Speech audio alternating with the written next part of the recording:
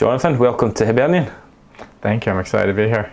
It must have felt like a long time coming. You've been in and around the club, just gradually building up your fitness for the last few weeks. You'll be desperate to get going, I imagine. I am, yeah, with the way the MLS season and the season over here doesn't quite coincide, so I'd been off for a little bit and was building back into my fitness. So I've been here now, I think it's been a couple of weeks or so, which has been a great sort of transition period for me to get used to the lads and see how things are done here and kind of understand the expectations of the manager and also just get a feel for the club, having come to a couple of the home matches and seeing the fantastic support here. So that's been kind of a nice transition for me, but I'm certainly ready to get going and help the team and the club however I can now. Yeah, not everyone gets that chance to ease in. What are your early impressions? What have you made of the place? Well, as I said, I've been able to come to a couple of the matches and the support's been really good. I know there were big games as well against playing Celtic, Rangers, so really big games and really enjoying the atmosphere that the fans kind of bring, and also just seeing how the manager works.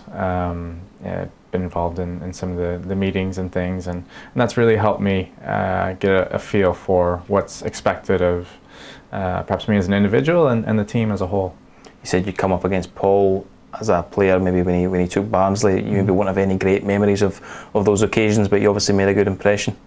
I don't recall off the top of my head, but I'm hoping I did at least, and obviously enough to have him wanna sign me here. So Orlando to Edinburgh, it's a natural move for anyone looking to hide from the sun. You said that the family are going to join you now things are done and dusted? They are, yeah. It's funny today with the wind at the training ground was incredible. I haven't experienced anything quite like it apart from, I think, hurricane season in Florida. But yeah, I'm excited to be coming back to the UK to play. I played in England for, I think it was about 15 years or so, and really enjoyed my time there and kind of missed playing over here in the UK, and this opportunity really gives me that chance again.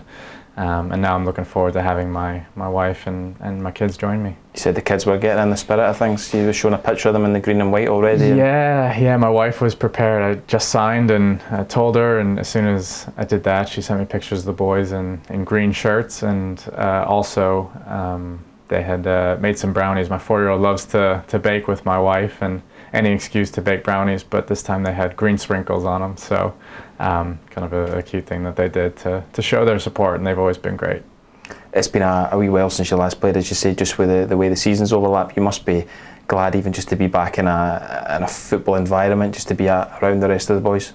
Yeah, I definitely missed it. It's difficult to keep yourself fit, train on your own, and do those things, but you just miss the banter among the lads and just being around the team environment and everything that entails. So delighted to have signed and now hopefully be able to help the team as well. You mentioned the atmosphere around the place. Have you managed to tune into the banter around the place? There's a few questionable characters and loud voices around the training ground. I'm not going to comment on anyone's character just yet. I haven't been here long enough, but I struggle with the accent at times when guys are talking. Name names. Who do you struggle with? I'm not going to name names. No, yeah, it's too soon. But it's unfair to Martin Ball to throw him under the bus, but we can mention him.